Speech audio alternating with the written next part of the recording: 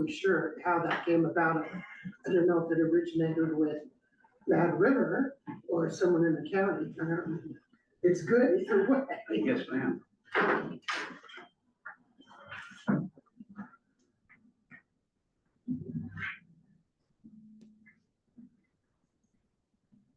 If I may ask your opinion also on something. Sure. How would you feel about asking the board to kind of track this closely or get a monthly report from staff regarding this facility? Yeah, they must have some kind of liaison like with Raphael and Providence. We were just talking, Raphael, about the plan to have 12 sobering beds at that new Mad River facility. So I'm thinking that there must be some interface, you know, that they're gonna create with the county. I haven't heard anything from them. I don't know, leadership hasn't said anything to me.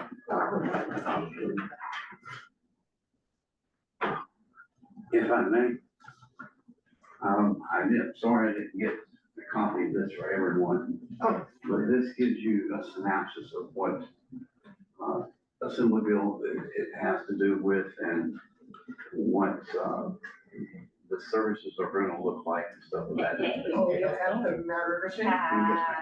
Nice. I'll be addressing that this afternoon in communications and making a motion that we as a board kind of track this closely and see where we're at and discuss that next year on the sector. Yeah, it's 12 crisis stabilization unit beds, 9 mental health bridges, 10 and 12 separate. How are you doing? Good, how are you? Nice to see you again. Can I have your I have electronic copy. Okay, thank you. Would you like me to see you electronically also? No, that's fine. Okay, all right. Just the lady I need to see. I was gonna text you, so I'm glad you're here. Was reviewing the 7 questions. Yeah. Are we still going to continue through? Yes, yes. Okay, that, This I was is- hoping. I know this is your baby. It is my baby, and I love that you're just as in it as I am actually, because I checked my dates the other day, we told her maybe a year ago. Mhm. Yeah. So, I'm getting a little impatient. So I'm gonna try and push, to get that set up, like, hopefully in next month. I'm not drawing any kind of conclusion, adverse or positive. I just, would like to inquire. Yeah. With you. Yeah. Because I know how precious this is. That, you see this act right now. Yes, so, you know, yeah. How are you? I got a little. Yeah, that's gonna be a little late. And then life happened, but yes, it's definitely still a priority and I would like to get it done soon. Please don't feel the kind of pressure. I would like to. It'll happen when it's over. Exactly. All right, good to see you, Brian. Nice to see you. I'm so excited that all 3 of us showed up I know, today. that's awesome. I was looking forward to like my first in person. I know, well, Yeah. I haven't made it, oh, can I have some? Absolutely, help yourself. I haven't been to in person in too long. I feel like every second, my brain, right? Yeah. Doesn't work out, but sounds good. Yeah. We're hearing about lotion, we brought a drink, we were ready Oh, to yes, go. I have to be prepared. I love it. I can't do it anymore. Yeah, I know, right? Help yourself, you guys. How did your, overdose awareness walk go? Wonderful. I actually happened to be in Old Town that day. We were doing something else, but we were right by the Carson Mansion and I actually saw you guys walking. So I was like, oh. I kind of tried to cheer you on from the top of the hill, but I don't think it was loud enough. But, yeah. I saw Being that. so organized and last minute as we were, it was so Good. community, so it was awesome. Yeah. Yeah. in that hospital. That's awesome. Redwood had their purple lights on like a few weeks ago. But it's okay. You know, repping Yeah, longer than totally. necessary. Yeah. Yay, we're so You're awesome. busy. I'm gonna try and get, I know, it's good. I'm gonna try and get, a hospital team to do. All right, well, I don't have any of my welcome things, but Yes, I'm gonna do that. If you wanna do that? I'm so down. Yes, Okay, I both was my gonna try and grandparents. get, same here. I was gonna try and get a crew of some ED and hospital folks and. Yeah. Count me in, I'm down. Yep. Oh, you're fine.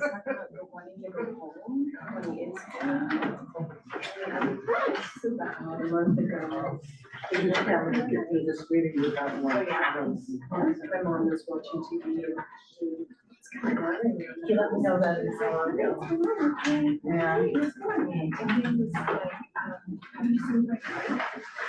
I'm going to, and a few weeks ago, he was like, Grace, can I use your cell phone? And I use your cell phone. So she went in the other room. The worst was, my grandma had it and my grandmother, right when she got diagnosed, my grandmother passed. Oh. No. I think it's actually short, yeah, it's hella hard to see her go through that. And the worst was like on days when I would go check on her, she'd be like, well, where's Bruce? When's Brucey coming home?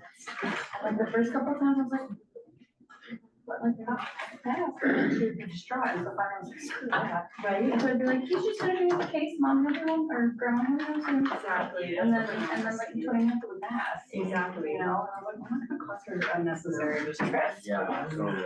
That's what my, that's what my Yeah. like, where's that kid that was here? There's a kid. Or my blast from the past. Good, how are you doing? My favorite was one day when I came over to check on her and the car was wide open and I was like, oh, great. That's awesome. Right. And she and the dog were up on the. And I was like, yeah, doing. Oh, we're just monitoring the neighborhood, checking on everybody. Cool, cool, Nana. Let's make this. Right. Second guessing who's coming today. I remember my Well, I grandma. know saying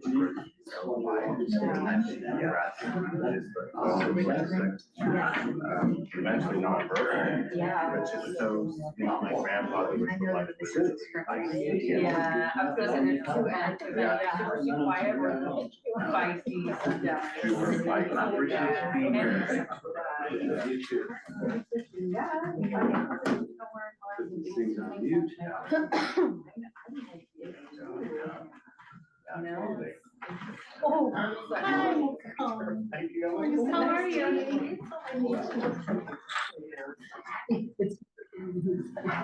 just need to sit next to you. You'll be talking a lot.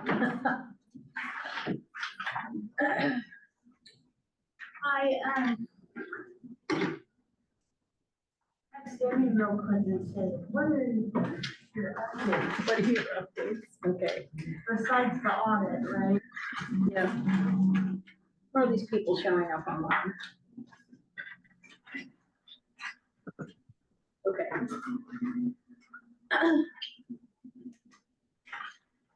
All right, it is whatever time it is, 12. Oh, I still have 1 minute. Oh, no, that's not. All right, it's 12:15. I am calling this meeting of the Humboldt County Behavioral Health Board to order. We start with roll call. Joel, please. Sean Berger, Present via Zoom. Marguerite Story Baker, Here. Bob Doherty, Here. Rafael DiCaprio, Here. Christine Summer, Present. Laura Montana, Here. Natalie Oler, excuse, Hugh Drum, Here. Jimmy Bass, excuse, Tim Doherty, excuse, Debbie Partridge, excuse. Annette Kellerman, We'll be late. Vernon Price, Here. Oscar McGraw. Catherine Smith. Here.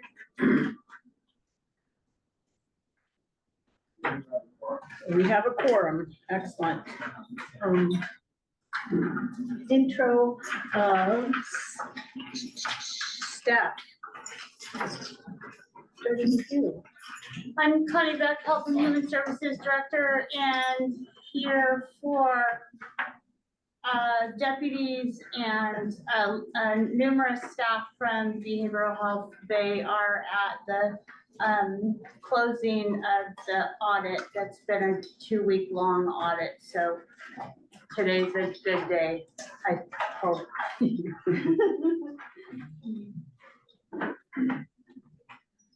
Lily Johnson, I'm an analyst in the HHS administration.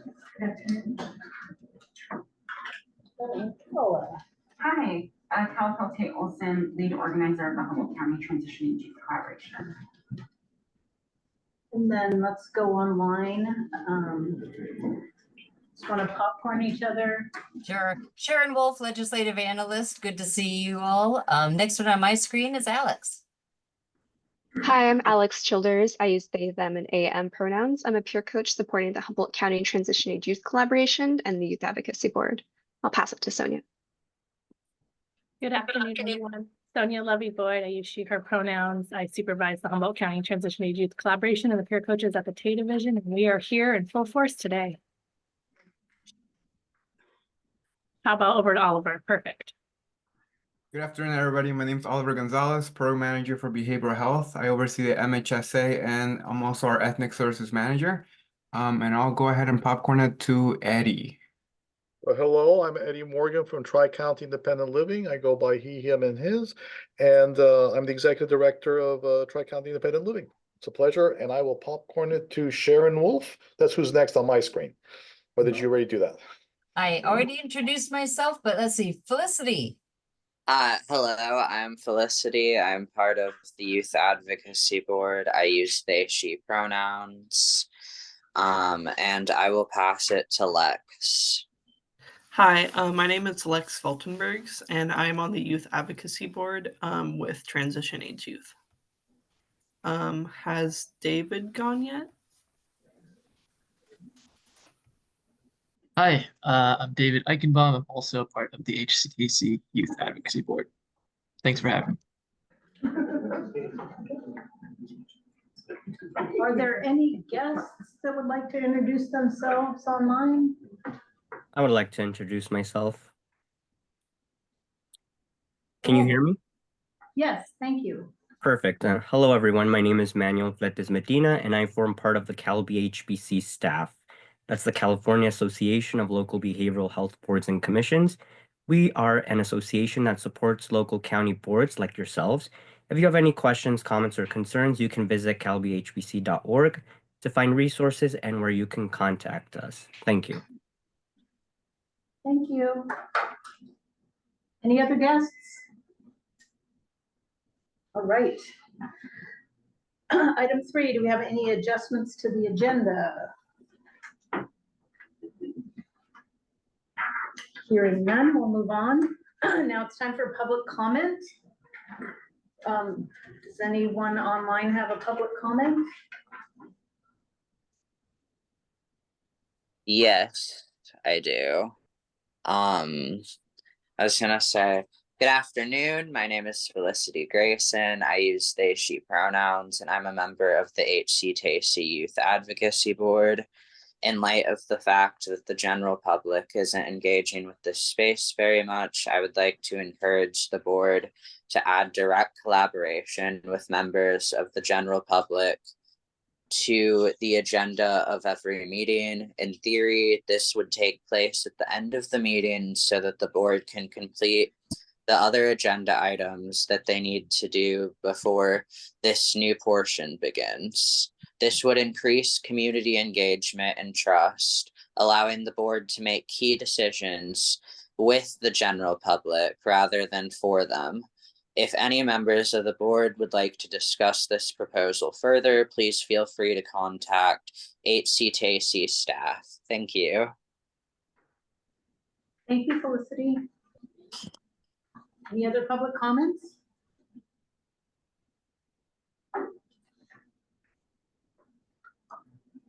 Yes, I'd like to go, please. Thank you, David. Go ahead. Awesome, thanks. Um, Thanks, Felicity. Once again, I'm David Eichenbaum, also with the HTC Youth Advocacy Board. I'd like to add on to what my colleague was saying about our proposal by giving an example of where this kind of collaboration already exists. The Humboldt Housing and Homelessness Coalition, or HHC for short, already has a collaboration section at the end of their monthly general meetings. They also include me as a representative of the YAB and someone with lived experience in homelessness in their executive committee meetings. As my colleagues and I have seen in the HHC's meetings, when the wider community is able to have direct dialogues with the board, they become more engaged and active in the community, pushing for change and advocating for their needs. This has created a cascade effect that has bolstered the resolve of the members of the HHC and brought new life and energy to their ongoing efforts. It is true that we are living in a charged political environment, and this would create more room for potential conflicts during these open discussions. However, if the discussions are facilitated adequately, every party should be reassured that hate speech and violent rhetoric would be shut down immediately and misinformation would be corrected, among other things. Moreover, the facilitator would provide opportunities for everyone to work together peacefully despite differences in political opinions. The HHC has a third-party facilitator who does an excellent job of this. Holding space for direct collaboration during the meetings also builds more accountability and transparency, which is critical for gaining more public trust. Having a public comment section with no direct responses creates an image of virtual representation, unfortunately, or in other words, of the public talking to the board about what matters to them, but not always feeling heard. The HHC counteracts this with their collaborative efforts at the end of every meeting, and I could see this practice being beneficial to in this space, in this space as well. Thank you. Thank you, David. Any other public comments? I would like to make a comment. Thanks, Alex. Yes. So, hi, everyone. As I said before, I'm Alex. I'm a peer coach supporting the Youth Advocacy Board. I wanted to add some context to this recommendation as well. I appreciate that y'all have already been engaging in conversation about how to get more young people involved with this board. So my intention is to talk a little bit about having this 10 to 15 minutes of collaboration at the end of each board meeting could help us get from where we are now to having a young person actually join you all on the board. So HCTC, for those of you who don't know, has already created a comprehensive list of recommendations for the Behavioral Health Board that could be implemented to encourage more youth participation. I'll add a link to that in the chat for anybody who's interested. I did hear you all ask for one recommendation at a time because that list was too overwhelming. So the reason we're focusing on this recommendation is because it's just a simple way to allow more youth voice to enter the conversation. Having 10 to 15 minutes at the end of each meeting for direct collaboration where all community members can talk would give an opportunity for people to give immediate feedback on the things they heard during that meeting, rather than being limited to commenting at the beginning of a meeting when they haven't heard the reports yet, or having to save their feedback for next month. As a deliberative body, this 10 to 15 minutes would allow more community members to be part of the process of deciding what recommendations they want you to lift to the Board of Supervisors on their behalf. And it's also an opportunity for a young person who has lived experience to not only share their experience, but also allows us to build up the confidence to speak in this space and to know that if we were to join the board, we would be heard. So this is a suggestion for supporting a young person to the point of being ready to join as a voting board member. So just thank you all. I appreciate you all for continuing to be in conversation with us. And as Felicity said, you're welcome to contact HCTC staff. You can contact me at alex@hctc.org if you want to keep talking about this, or if y'all are interested in meeting with the Youth Advocacy Board to figure out how to make this happen. Thank you, Alex. Any other public comments?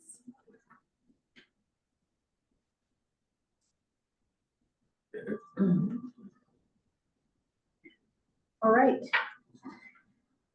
Hearing none, we'll move on to action items. We need to approve the minutes from the 7/25/24 meeting.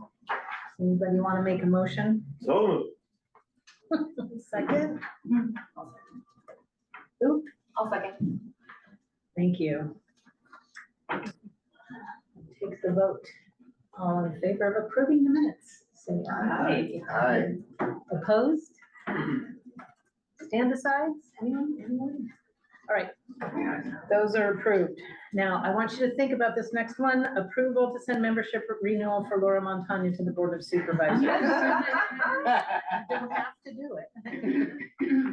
But someone should make a motion if they want to. I made a motion to approve to send membership renewal for Laura Montana to the US. I second. We'd all second. All right. All in favor of that motion? Aye. Aye. Opposed?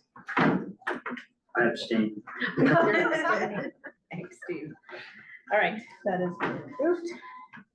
Now we'll move on to communications. I'm just gonna start by saying quickly, all of the HCTC people here, so appreciate you. This is a wonderful way to lead possibly some of us down the path to be able to include you or have you feel safe. And so, as you know, starting the first of the next year, 2025, we do need to have, per the state, so a board member, at least one who's an HCTC person. So thank you very much. I just wanted to say that. I think I have something else, but I will pass it on to Vernon. You have any communications? I do, and I'm gonna try to be brief, so we all know that's gonna be a hard job for me to do. You can do it. And by definition. I was wanting to inquire more about Assembly Bill 1316 that was passed by legislation and pending signature of Governor Newsom as of September 4th of 2024. I'd like to ask county staff if they know if that bill has been signed or vetoed at this point.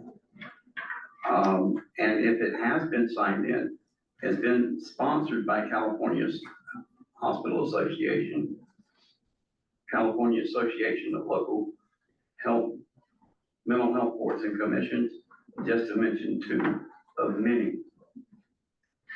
The County Behavioral Health Directors Association took no position on this bill. What I'm looking for is to see what the outcomes of that's going to be toward our behavioral health crisis triage center, which is going to be located at Mad River Community Hospital, if that's still the case. I'm very pleased to say what the vision will include 12 crisis stabilization unit beds, 9 mental health crisis residential beds, 10 crisis residential beds for those with dual diagnosis, substance use disorder, and mental health, and 12 sobering cots. What my question is to staff is, where are we at on this? And could we possibly track this with a every quarter report, if not an every month report? This is such a wonderful thing. I don't want to lose sight of where we're at on this.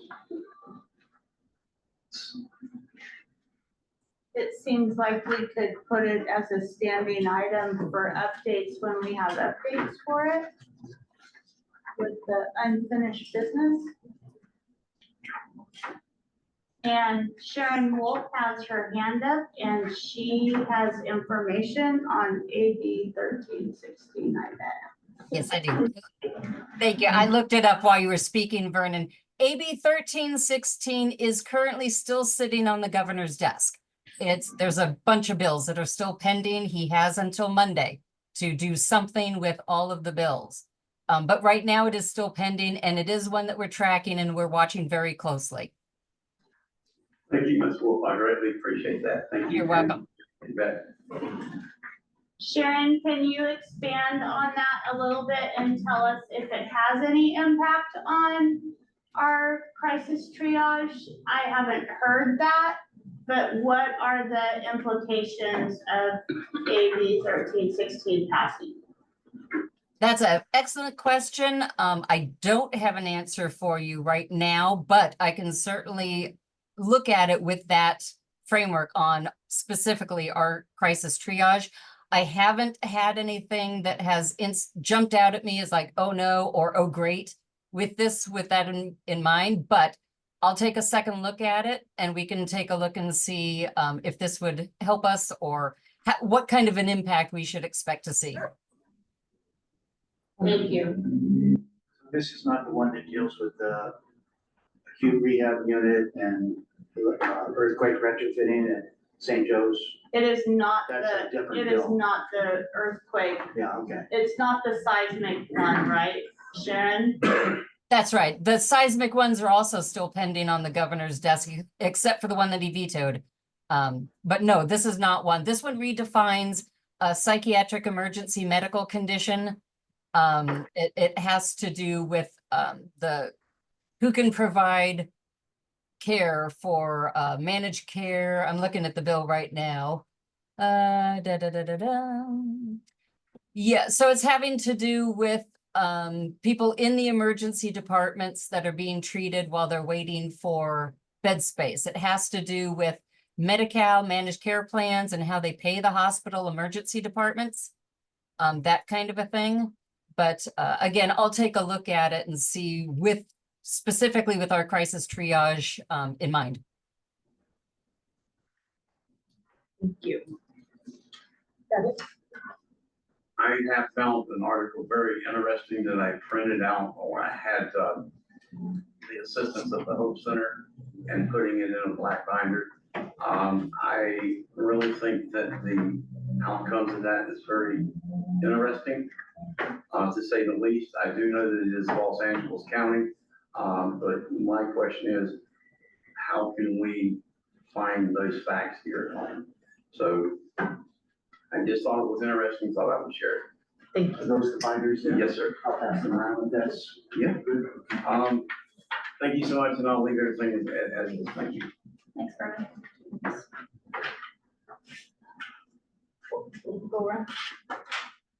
Hi, everybody, Bob Darty, Commission's Finance. There's a stand down today, tomorrow, and Saturday, down at the Ferndale Fair.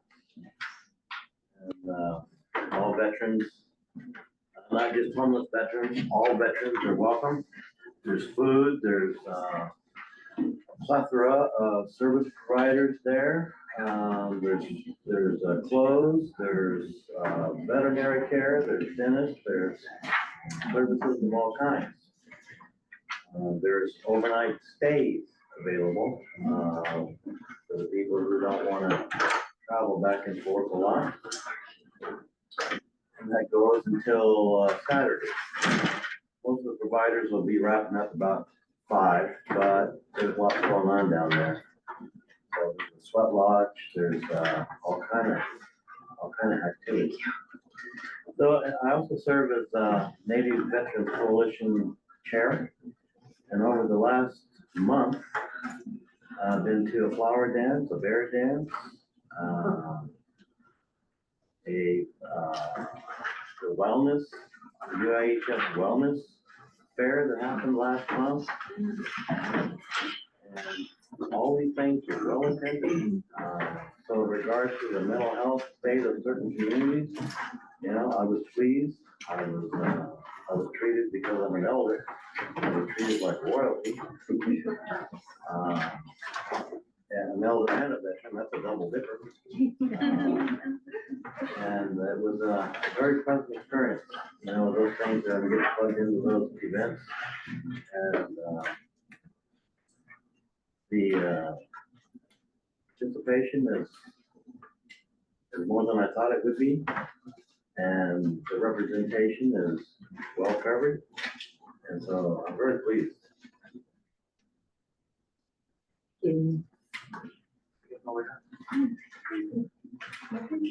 I have less than I would have had because Danette's here, and then when she wasn't here, I thought, oh, I better report. But I did want to say that Brennan and I manned a table at the Recovery Happens event on September 7th for the Behavioral Health Board. And thought that that activity and that thing was very well organized and went really very well with lots of participation, et cetera. I think next time we should bring candy to our table, since candy makes it very popular for people who go to various tables. And I also wanted to mention, I don't know if you do this, Connie, or anybody does it in the county, but last week on September 21st was Substance Abuse Professionals Day. And many organizations, kind of celebrate that and whatever. And so it should always be noted. I sent Deanna a congratulations by email, but that's all I really did. And I also wanted to ask, when we talked about the Mad River stuff, how the 12 sobering cots will really go. I know in other counties, the sheriff winds up getting quite involved in sending people that they find, kind of out of it on the street, drunk and et cetera, and kind of talks to them and helps them get that. But I don't know if that's in the plan for a connection with law enforcement also on the sobering cots, or if it's just going to be people who come through the emergency room kind of on their own or by family referral. Thank you. Ms. Smith, do you have anything? I don't know a lot to update. I apologize. It's like I've been out of the arena for the last couple meetings, but the subcommittee with the intent to schedule a site visit to Semper Virens is going to meet again soon, and we would like to get the site visit scheduled since it's been on the books for quite a while. And that is our next step, is just scheduling it. So hopefully that happens soon.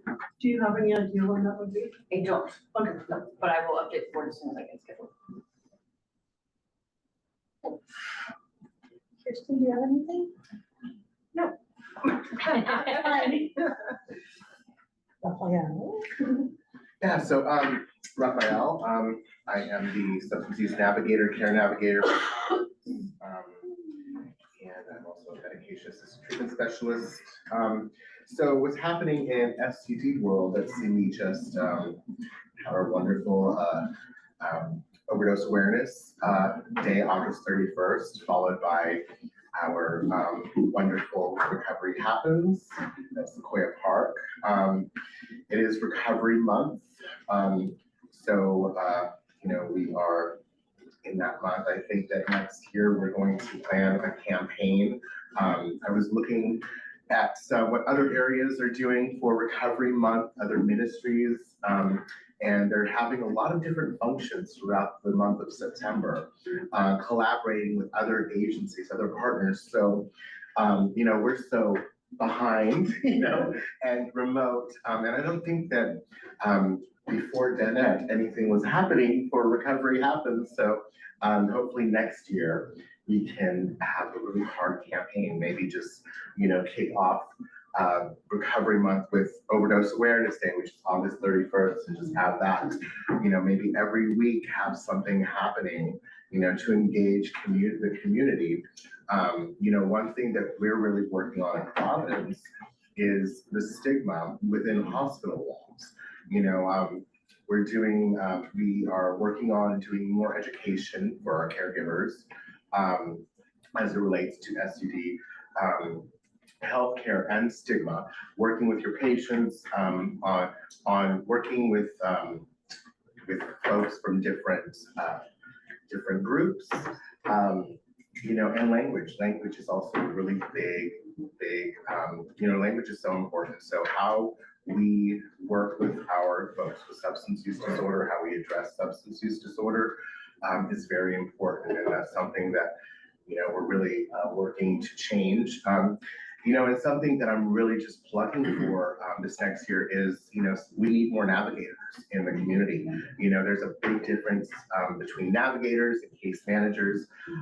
There's only 3 navigators in Humboldt County right now, and we are all really busy, and I always want to be available for anybody, if anybody needs any help or anything, but it really is starting to, I have to accommodate, my job first and the patients at the hospital first. And I'm trying to, get creative, as Melissa is over at Aegis, on how we can accommodate and help our community, and still be able to, do our job. So we just need more navigators. When you get a navigator in your agency, the culture starts changing. It's people are always saying I'm so great and this and that, but it's not really me. It's just the concept of bringing a navigator into the hospital. Yes, you have to have one person, but when you bring a navigator into an agency, it really, really affects the patient care. So I'm just really plugging for more navigators. I know Lindor needs some, the county could need some, so and I think we should start our focus on maybe that. So that's all I have. Did anyone else? Thank you. Thank you. So my name is Jeanette Kellerman. I'm a social worker with Humboldt Conflict Council, chairman for Recovery Happens in Humboldt, and I guess, chair for the SUD committee. I just want to say that, there was recovery here before I came here. Had nothing to do with me. I was just the voice to get the ball rolling back to it, or I don't know if it was back to or whatever, so we could get to where we are today. And so first of all, I want to tell everybody thank you so much for showing up for Recovery Happens and overdose awareness. Great events, both of them. I was able to celebrate some of the professionals in our area that went above and beyond for Recovery Happens in Humboldt. There was about 8 entities in the area that got plaques saying thank you for going above and beyond. I got to sit down and talk to many people to share how we can do better, or talk about how we can do better and collaborate with us between them and me, or them and their community, or whatever. Anyways, what a wonderful feeling of gratitude, just being able to watch how it's just kind of turning into something bigger than me. Anyways, I wanted to say there's a couple things from the SUD committee chair that I want to talk about. One of them is. Do you want to do that during SUD updates? Oh, that'll be great. Thank you. Sure. So this is, just the board. I was on a roll. I know you. I'm sorry. Keep us on track. My anxiety was kicking in. Thank you, Mike. Sean, you're online as a board member. Do you have any communication to share? I don't have anything to share for today's meeting. Thank you. All right, thanks, Sean. And then I'm gonna, Steve, you did not, you were standing up. Do you have any communications? Well, as you know, Natalie has her Coast Guard duty, so she couldn't be here. So I'm the alternate, and I'm always glad to be here. I spent a few years with this group and really appreciate all the representation for HCTC here today. And I appreciate that long list of recommendations they gave us a while ago, and we obviously still need to keep working on that. And I heard some suggestions today that are very, sound really solid, as far as how it works. I know it's always frustrating when you give your input at the beginning before anything happens, and then you can't speak later. So something to very much look at. The only thing I want to say is I've been a bit involved. I know it's not exactly behavioral health, but I've been involved with the nurses union, who's renegotiating with St. Providence right now. And the main thing I said is, I know always these negotiations are looking at the bottom line, so to speak, of financial ability to do some. I mean, in the county, we're going to be going through all this with all of our employees again. And with the budget crisis we have, it's never easy. But the main message I tried to give the administrative folks at Providence was that, you know, the sooner you can get to yes and finalizing the contract, the better the morale is. Because when these things stretch out forever and ever, and it's a lot of no's and both sides are holding their ground, even once it's settled, the morale is still way down because of the process. And that has a dramatic effect on the bottom line even, right? It costs money when you take that approach. And I just have always believed that the sooner you can get to agreeing, the better the morale is and the better the care is for the patient. So that's just something I've personally gotten involved with as a board member. And it does affect behavioral health because we know a lot of people end up in the ER trying to get services and deal with things, and the nurses are there trying to manage. It's not easy. Staffing levels to patient levels are really not great. So it's just something that I've been involved in. I'll just leave it at that. Thank you. Thank you. You're welcome. Okay, the only other thing I wanted to mention is that I went to CIT International with Natalie, and I don't think, did I talk about it before? I don't think I did. Crisis intervention team training. So it's international. There were people from, there was actually a huge contingent there from Ukraine, which was pretty awesome. That we got to see how they are, how they work with crisis, and yeah, it was wonderful. We had one group from Humboldt present, Yurok tribal member Kelly, or I don't remember what her title is, but she and Jamie Llewellyn, who works for Yurok tribal, and Lisa Sanderson all did a presentation on intervening with tribal people and specifics, and so that was very well received.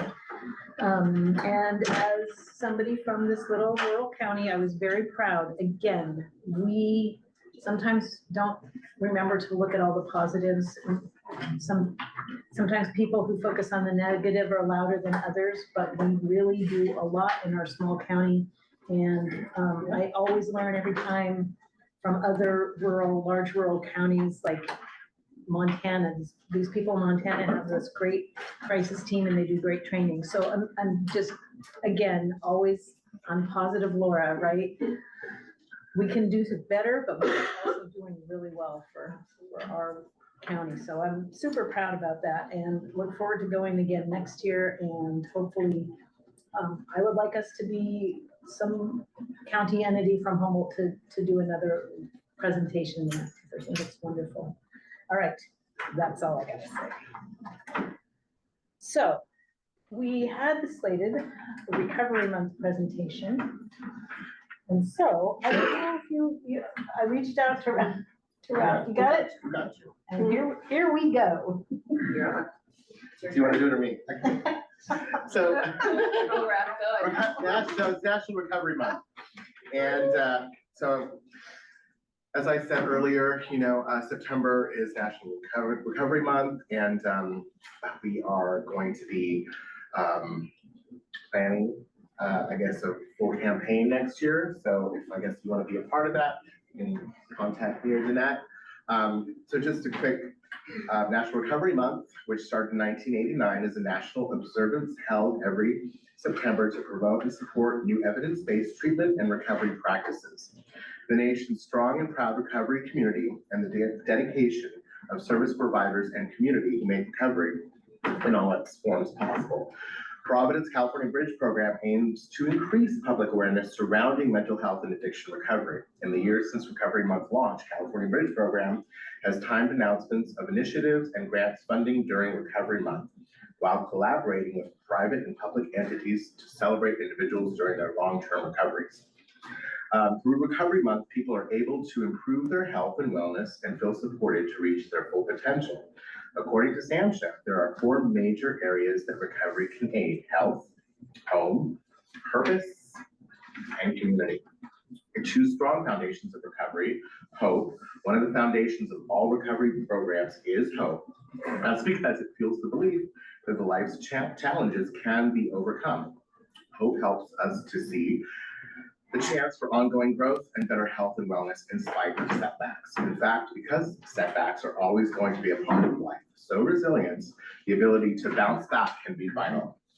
And another strong foundation is, of course, community. Relationships and social networks are key to the process of recovery. When friends, family members, and other champions of their loved one's recovery, it can be very, very successful.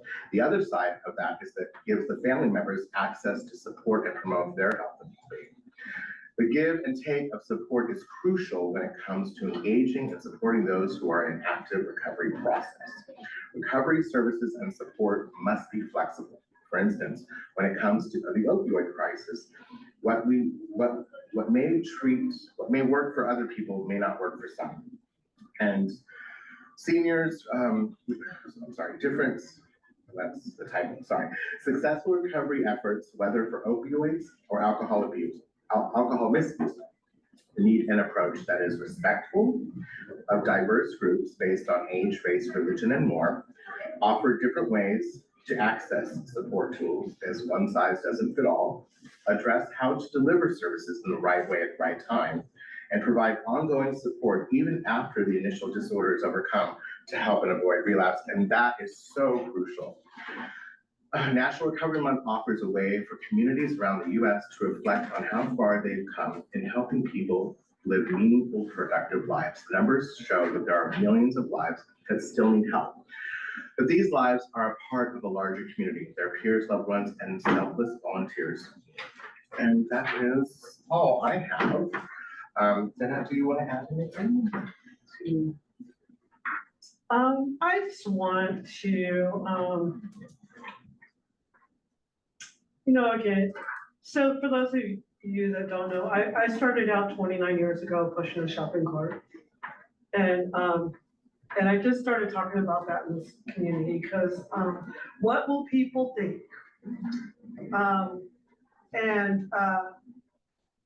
I've pretty much done everything in recovery that I was told I would never do, even by my own mom. She said, "You've never accomplished it in your life, so why would you even go to school?" After using for a lot of years. And I share that because like when I think of stigma and some of the things I've seen and heard in this community, I think that we don't listen enough to people and we talk too much.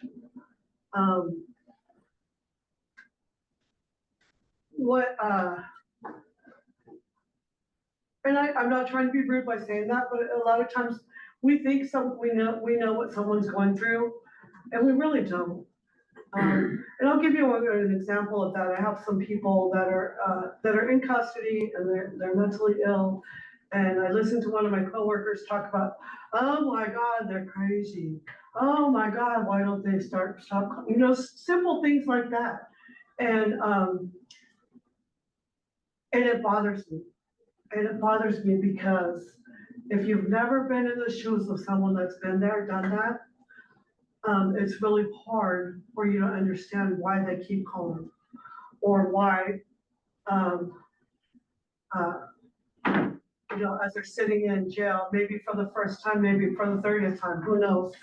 But their mental health doesn't allow them to understand, the process. I don't know about anybody else, but every time I went to jail, the only thing I heard in the courtroom was, "You're getting out." Everything else was blurred. So like I didn't understand when the last time I went that I was on summary probation for 5 years. What does that mean? I wasn't gonna check in with probation anyways, because those people make you do stuff anyway. And so I think for me, the biggest thing I have to say is don't think you know everything about every situation. And mothers call and people are like, "Why do their mothers call?" Well, in the Native American community, the mother is the leader of the household most of the time. And so a lot of our participants don't know how to do a lot of things. And so find out about culture. you know, for me, it's find out about culture, any culture. You know, I have a habit of asking over the years. I was a counselor for 25 years until the past 3, I've been a social worker. But for 25 years, I always ask stupid questions like home. And really, there are no stupid questions. Find out what's going, you know, we have a lot of Hmong people in the area. Find out what their culture believes in treatment. Somebody recently was trying to help somebody that was Mormon. Well, Mormons don't believe in recovery. It's supposed to be in indoor thing, you know, like in their community. And so, like, if we don't find out, for me in recovery, I never know enough. Like, I've always, everything is a learning experience. You know, I got to go back to school after alcohol and drug, I got to school for a mental health technician. And then I went back to school for criminal justice, and they told me, even in school, they told me, I don't know why you're doing this, you'll never work in the field. Well, guess what? Those kind of things are what gets people from getting better in our communities. And so, you know, I probably said way too much, maybe not, but these are the things I think about, how we talk to our community members, you know, or even the way we look at them when we're walking down the street. You know, if we don't look at them with pride and like they're an awesome person, like, hey, how are you today? You know, and I say, hey, how are you to lots of people everywhere. And so like, because people need to know that they're valued and important in our community. And it starts with us. You know, a lot of people think that it's decisions they make. Well, guess what? Maybe they're like me, and have been told they're never amount to anything. You know, maybe they need to be encouraged to do something different. I don't know, but my job is not to judge. It's to welcome people into recovery on a different level. And the way I do things doesn't match how everybody else does things, and sometimes it bothers people, and that's okay. Because if it bothers you, maybe there's change in the future, so thank you. Thank you. I'd like to just make a couple comments from my experience. So I had 37 years in the field before I retired, and 18 of those I was a counselor. Then I went to middle management, then I became the boss of Sacramento County, College Road. And through all that time, what I really, really realized was not only was every single substance use disorder story different and unique, but also each person had experienced, as you say, so many negative stigma kind of things. Most people felt a lot of shame. And unlike, well, not totally unlike, but the public in general tends to have a more sympathetic view of people with mental illness than they do with people with substance use. There's still all this crazy stuff floating around, like these people chose that. These people decided to use drugs. These people, you know, as if there was some thing out on the table one day and people were feeling a certain way and then they just went and did that.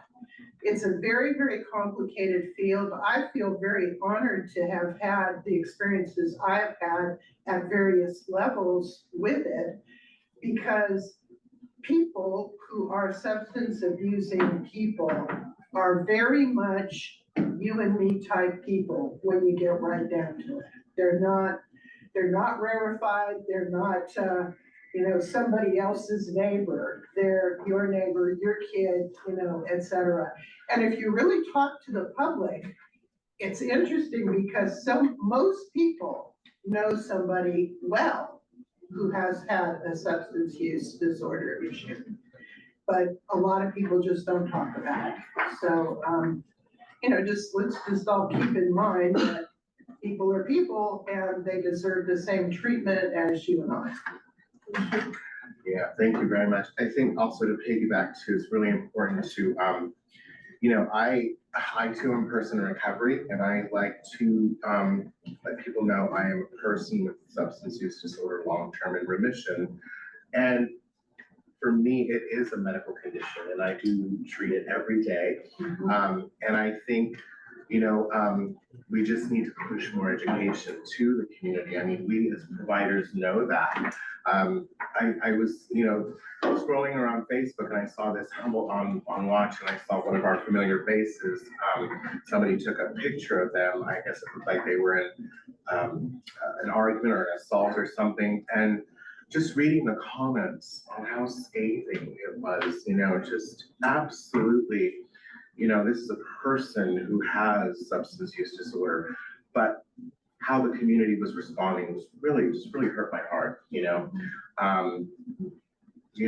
I really think it's important for us to, I sometimes think, God, as a service provider, I sometimes am siloed, around my peers, and we're educated, and we, know about the stigma. And then when I'm, out in the wild, I realize, wow, we still have a lot of work to do, so I don't know, we're doing, what we can within hospital walls. We have signage, in our break rooms that say, I love someone who uses drugs, and there's also a picture that I have around the hospital, and when I do presentations, it's a picture of someone behind bars, and it says substance use disorder is the only medical condition that's also a crime. And when I start my presentations out with that, it kind of changes, the room a little bit. People kind of like, wow, okay, yeah, because I think we all do. There's always that person.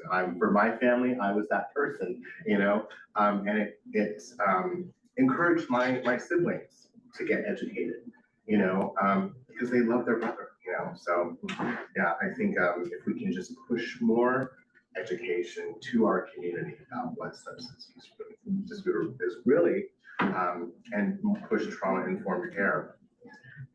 Thank you. Excellent, yes. I'll chime in here. I'm coming up 40 years clean and sober, I got skin in the game. And, for me, I got it early on, maybe it's grace. This is life and death. It really is, I got that. And so I found people that I judged by what they were doing that knew how to live as they came sober. Pretty much in large, these people were, they hurt my feelings a lot. They were direct, they were blunt, they were, at that time, they were not kind at all. But it was life and death. And looking back, it's what I needed. So a new term has come into recovery these days, and it's confusing for me. And I'm not really on board with it. It's harm reduction. And the things like, I had a friend of mine come to me here a couple of years ago who was in recovery and relapsed. And I pulled her aside and said, hey, it's a life and death. And started going that a little bit, and she stopped me and said, Bob, I didn't come here for election. Using me as part of the recovery. No, it's not. Right. So it can be confusing for people that they see these things like the new exchange programs and these efforts. I understand that. But from the public standpoint of view of, how can this help? It can be good. And so it is different for everybody. My approach is not for everybody. Most of us don't make it. That's just a fact. I'm still in recovery. I haven't got it. I haven't, it's a day at a time. And I'm grateful for that. I'm grateful where I come from. Grateful I'm a long way from that. And so there's issues with that. The other thing is, of all places, Idaho had a statewide campaign about stigma. And there was billboards about don't call me. The various labels. And they had a person, they had a lot of people write their stories on there. And it was about either somebody's wife or somebody's mother or somebody's daughter, primarily. And And there's language changes. I've seen it at the HUD level. You know, they went from abuse to disorder. And so there is language change, these things happen, you know, in the places that count. For the agencies and government. So there is awareness on that, and it is changing. And at the same time, what we all have to deal with is the people who are screaming loudest about the stigma and won't create it. And that's, you know, that's hard to deal with. It's like, how do we stop this? How do we deal with this? So, I mean, that's just what I said, and like, I hear this and I agree with it, and yet, you know, what's the solution to this? I don't know. I agree with that, and clear. For me, More houses, having more events like Recovery Happens and us being out there, talking about like, next week we're starting, well, next week I'm starting a guest check program at Mother Bernard's where a lot of our mentally ill and previously homeless people are. I'm gonna be going in on Tuesdays and, breaking bread with, the people there because a lot of our people that are in Mother Bernard's are mentally ill. They're behind closed doors with no socialization. And so I mean, who else are they supposed to talk to? And so, so time to go to sleep. I'm so sorry. So like, starting next Tuesday at 3:30, we're gonna be going up, you know, like be part of the solution, you know, we're not part of the solution, we're part of the problem. So I'm hoping to be part of the solution. Hopefully we can get other people to go in one day a week and just break bread with people, you know? We don't get healing in our community if we just put people behind closed doors and don't show them any love. yeah, and just really quickly, I also too, had a hard time in the beginning with harm reduction, and now I am a harm reductionist. I'm a harm reductionist who's also in recovery. And for me, both modalities can coexist, and they do. I work with people in the hospital, you know, and the goal is to keep them out of the emergency room. So we do work with ways on how they can use safer. The goal is always abstinence, you know. I think that the focus that we're focusing on in that moment is preservation of life and health. So, you know, my priority is how can I keep this person healthy and how can I keep them from overutilizing the hospital? And sometimes, you know, I have a handful of folks that did attain recovery through harm reduction.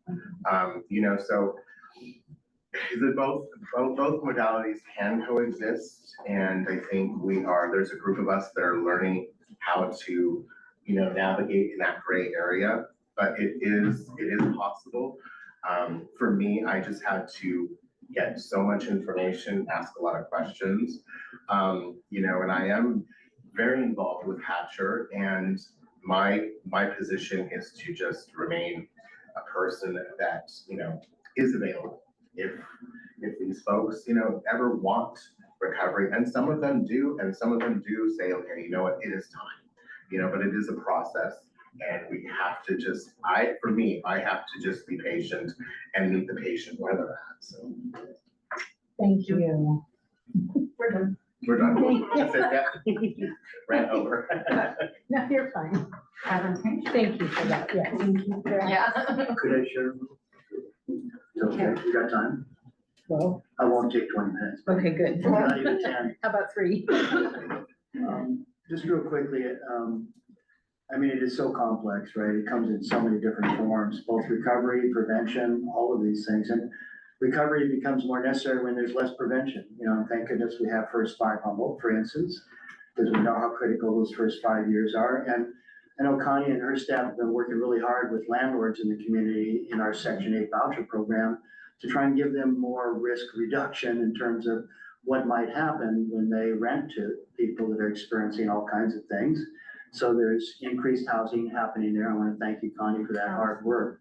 I'm a grandparent of 6 foster kids. My 2 daughters both adopted 3 foster kids. And I think that when we first did that, because it was a family thing, we have a very large family, we're very, very close to each other. I think we all thought that, well, they've had 3 or 4 bad years. If we give them 5 years of love, it'll all get better, and it doesn't. It's certainly a lot better than had they not gotten into the family. But what's been interesting to me is watch how my daughters have struggled over the years with trying to get services. When you adopt, it gets harder to get services. You're better off just staying foster. You know, if you're a parent, just keep them as a foster kid and you'll get more services easier, if that's a word. And so it's just been tough watching that, because I think the ultimate goal is to get adopted into a family where you're gonna have that long-term care and consideration, not bouncing from one foster home to another, whatever. And it's always bothered me, and I bring this up often, that I think we really could do better at providing services to adopted parents and their families, you know, to have that prevention, have that early intervention stuff happening, which would reduce the need for recovery, you know, down the road, right? Because recovery is kind of an after the fact thing. It's wonderful. I appreciate the work you're all doing and all the different approaches that people have to it. But, you know, that's why I'm so grateful, the first 5 and all these different things. So yeah, that's just a little element that I've seen a lot with fostering and adopting and those kinds of things. The other one is this Tuesday at our board, we dealt with an issue up in Trinidad with a communal property. You've probably all heard about it if you read the papers at all. It's been there for 40 years and they have a lot of code violations. And God bless our staff and code enforcement that try so hard to work with these communities of people, trying to improve the conditions and work with, and they'll work with them for years, trying to, with this tolerance and this empathy. And what a difficult job that must be, trying to come in and deal with these things. But, you know, 20 people were at our meeting on Tuesday and they were talking about how, of course, there's structures that aren't to code. Yes, there's some junk vehicles. Yes, there's this. Yes, there's that. But they were all like, you know, you guys all talk about the health and safety conditions in this property, but if you don't let us live here, we're gonna be on the streets. Let's talk about the health and safety issues on the streets. And suddenly they're around a lot of people who have addictions and have a lot of drug use. And this particular community doesn't really have any drug use. They smoke pot, they drink some beers, whatever. But they've never had a health outbreak. It could happen because they have privies and other things. But the thing that really came out to me was this issue of affordability. And for most of these people, they can barely afford $100 to $200 a month. That's not gonna be in an apartment. That's $800 to $1,200 a month, you know, minimal, right? And so there's a whole lot of people in our community that are homeless or experiencing homelessness that could afford to live somewhere if there was somewhere. And it might be in a tent or a yurt or a bus or whatever. And it's just such a struggle trying to figure these things out. And I appreciate that our board, we spent 2.5 hours the other day trying to figure out how to encourage the owner of the property to step up and really take care of a lot of issues that are forcing our hand at the county, because if we don't deal with them and something happens, then we could be liable as well. So it's this catch-22 situation, but there are private property owners that are trying to step up and offer some form of housing, and it probably isn't gonna be the code, and it's gonna be all these things, but these folks are talking about how their own mental health conditions improve living in this community of people as compared to being on the street. So these are not easy things. I can tell you our board is really working hard to try and figure some of this kind of stuff out, and there's no simple solutions, but you know, they have together banded together to recover, and they're taking care of each other at no cost to the county, frankly, other than staff time to try and deal with the code issues and stuff. So just an interesting thing. I know I've thought a lot about it since then and probably be heavily engaged over the coming months to try and hopefully get the landowner to really double down on improving the conditions even better. But does then the rent go up to 400 and 600, you know, if you got coded houses and even tiny homes? I mean, that's gonna be $800 a month to live in a tiny home, unless you're able to get Section 8 vouchers and things, which are improving. But there's long waiting lists, you know, for these things as well. So anyway, thank you. I just wanted to share some of those thoughts. Thanks. Thank you. Thank you. All right. Thank you for that Recovery Month recap. Thank you. Future goings-ons. And now, the thing we've all been waiting for, DHHS Director reports. I am gonna share a lot of housing information with you and other board members. For the YEHA project, because I think that's important. I'm here representing behavioral health today because behavioral health management staff have been in audits for, I think today's the 9th day, maybe the 10th day. And today is their exit interview. It started at 1 o'clock. And directors and our deputies and managers have been, you know, I feel like I need to send them cookies and because I just know that it's pretty stressful for them. It's a very focused audit in a lot of different areas. And so who knows what will come out of it. And you know, we always think that audits are good for, you know, future and improvements because it does have us improve whatever. And this has been really stressful for them. So Emmy did apologize for not being able to attend today. So I just wanted to say that. And I care so much about their stress. Just want to put that out there. I think the biggest thing that I would just like to share is our staff, along with other county staff, have been working really hard on a Prop 1 application, and that Prop 1 application will be for a new supervisors facility. You mentioned going and taking a tour.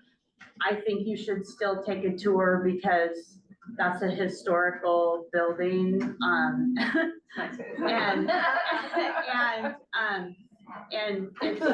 it's really impactful, I feel like, to see that versus what I hope a new facility will be, I think is helpful.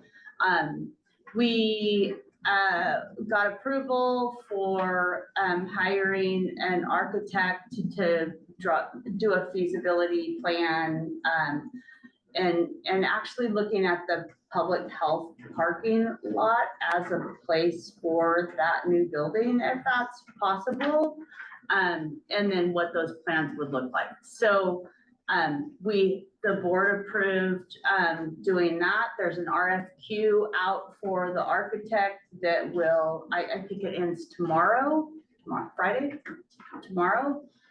We're hoping that we'll get someone that's has knowledge of these types of facilities, because that's what we really need to be able to do this. And then we have a team of staff and public works staff that will be doing the application. It's a really complicated application and process, and we're looking at probably asking for approximately $45 million.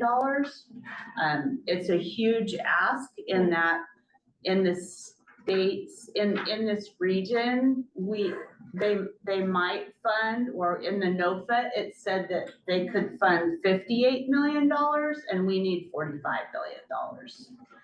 We have talked with Newsom staff just yesterday. Nancy and I had a meeting with the CAO staff and a staff person from the governor's office, and they said, apply anyway, do it anyway, and maybe there will be redirection of those funds depending on who all is applying.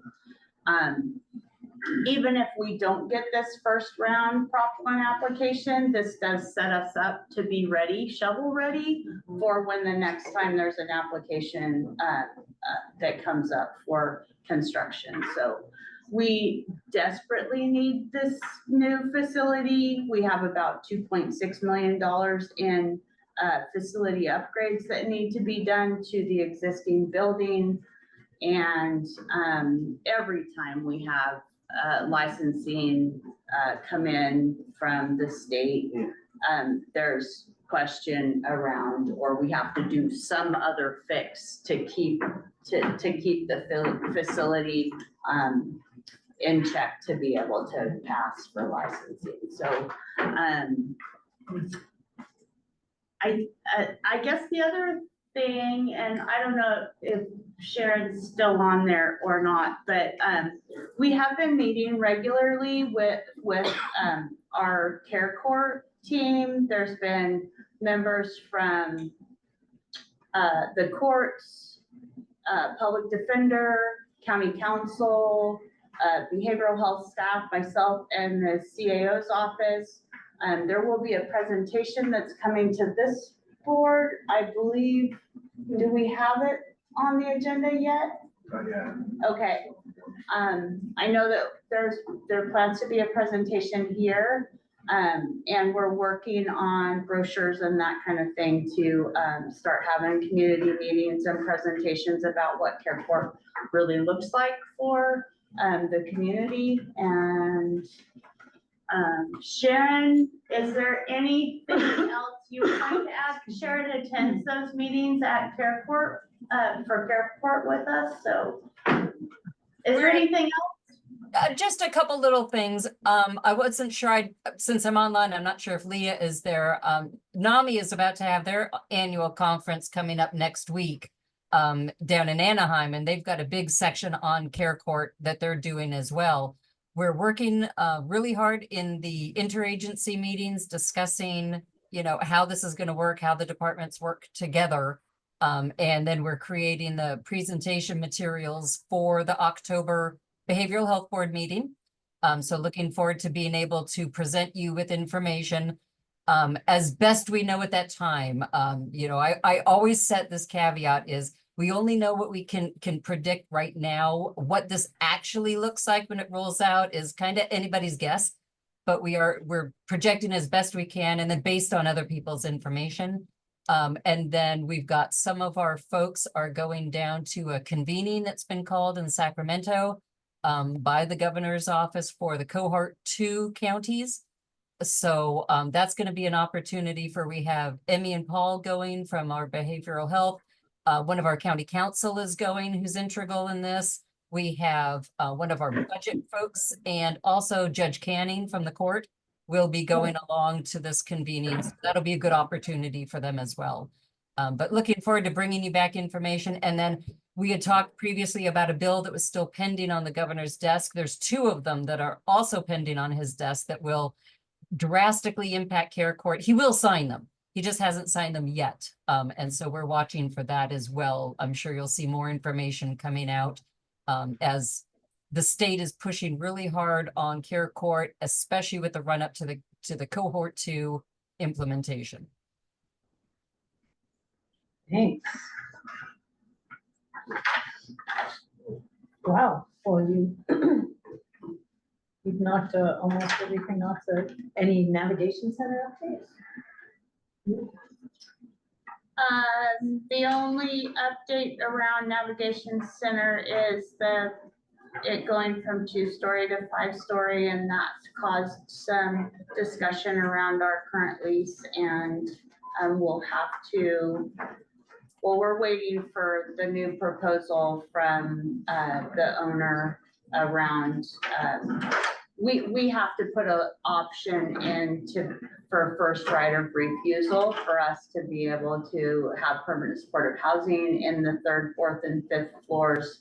Other than, we don't want something else going in. And I don't know that anyone else wants anything else there either. Knowing that it's going to be, the first story is going to be all day center work, and then the 2nd story will be transitional housing. And the owner and the city had conversations around making it 5 stories because that's what they're doing in the city. And so the first conversation was around leaving those 3 stories as a shell until we had funding available for permanent supportive housing. And then they started communicating that they were going to go ahead and build it out.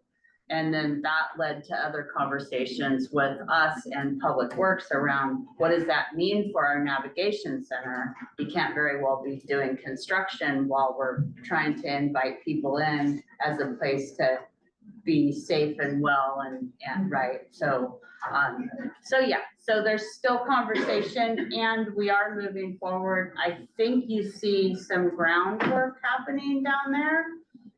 They're starting to move things around, so that's a good thing. And if you haven't heard it, where it's located, it's right across the street from St. Vincent de Paul. It's kind of kitty corner from the dining facility. It is the perfect location. Yeah. Thank you. You're welcome. Appreciate that. So that took care of Director and Behavioral Health Director and AOT update, Jeff's being whatever grilled. SUD committee update. Now. I'm gonna try to keep it real simple. Awesome. So, excuse me. We've met, last month.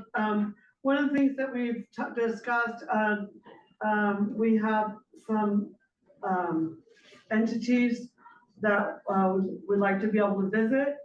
However, there's some things that we need to do before we visit. And that is, we need to have, put together something that says, like a questionnaire or whatever of what we're doing there and not just go in there willy-nilly. And also, having, a limited amount of people, 2 to 3 at the most, that can go do these visits. Also, and that's, pretty much, we don't want people that are in the facilities feeling like they're in a big fishbowl and we're all looking at them. And so, having like several people going to visit is, a little too much for a lot of programs. What type of facilities are you thinking? So, go ahead. Oh, no, I was. No, she wants to. Oh, sorry. So, we're thinking of newer facilities. So I think people know that, Oscar and I went to, it's not that new yet, Aegis a couple months ago. And then now we were trying to go to the new one in South Humboldt, I guess in Garberville. It's no longer, going on. They actually, It's on hold. it's on hold. It's on hold. They lost their contract. Oh, their drug medical contract? No. No, they haven't received it. Yeah, they're Oh, going. okay. So that was gonna be the next one, but I had gotten a message from Danette to wait on that.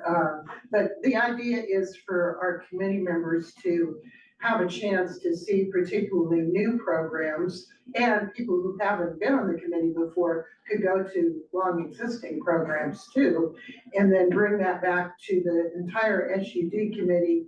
And then the SUD committee would make it a part of the report that we're doing right now at the Behavioral Health Committee, just so that people were more aware of what particular services we're doing and not doing, and how they were doing and what they need and all that. So that maybe eventually some reports could go back to the Board of Supervisors too, about gaps or needs or whatever as well. So. Does that include housing? Does that include? Sober living environments? Is that what Sober you mean? living, Yes. it should. Yes. Great. We must have a closed. Right, So the other thing I wanted to mention, if anybody wants anything on the agenda for SUD in the future, please email myself or Michelle. So that we're not trying to throw in stuff at the last second. Anyways, that's it, and that's all I have today. Thank you. Thank you for everyone who's stepped up to get that going. I appreciate it. Thank you. Yeah. We already heard from the other committee, Ms. Smith, so, yeah, I would say, are there any future, Chairman, Vice Chairman? Hey, I don't have anything to say right now, and Vice Chair Doty is not here, so we will go on. Unfinished business, we already had our updates. Future items. Does anybody have any future items they would like to suggest? We definitely have Is that where we put care court on the care court presentation for? Yeah, October. Oh, it is? Well, we can look at it executive. Okay. Okay, great. So any other future items besides that? Nope. Anybody? Yeah, I got a couple. Yes, sir. One, I think it'd be nice to respond to the HCTC input we got today and maybe agendize a discussion for that. Yes. Of whether or not we could create a end of the meeting type of thing on the agenda. That'd be one thing. And then I was on this board when the long list came to us of recommendations, really deeply thought out by them.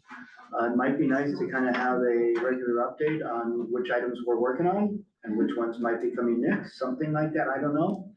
Just want to be responsive to that because they worked really hard to tell us some important stuff. So. So, Pleasure we'll of the look chair. into that, yeah. Pleasure of the chair, but those would be the things I'd love to see more on. Really grateful they're all here today. Thank you. Thank you. Anything else? Could we take care of that, their suggestion at next meeting, if you want it to be at next meeting, of just kind of voting on whether that seems agreeable to the whole committee? Because, 10 to 15 minutes at the end of our meeting probably seems fine to most of us. And in recent meetings, we've been ending early.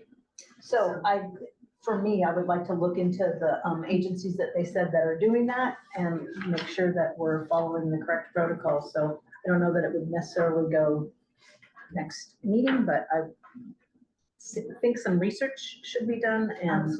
Yep. So we tabling it? It'll be up for discussion at the executive committee meeting. Yes. And it needs to be agendized to take an action. Yeah, that's. Yep. So, but progress is good. Yes. Anything else? Okay, without anything further, I will adjourn this meeting at 13:32. Thank you. Thank you all for Thank being you. here. Appreciate you. Go. Thank you.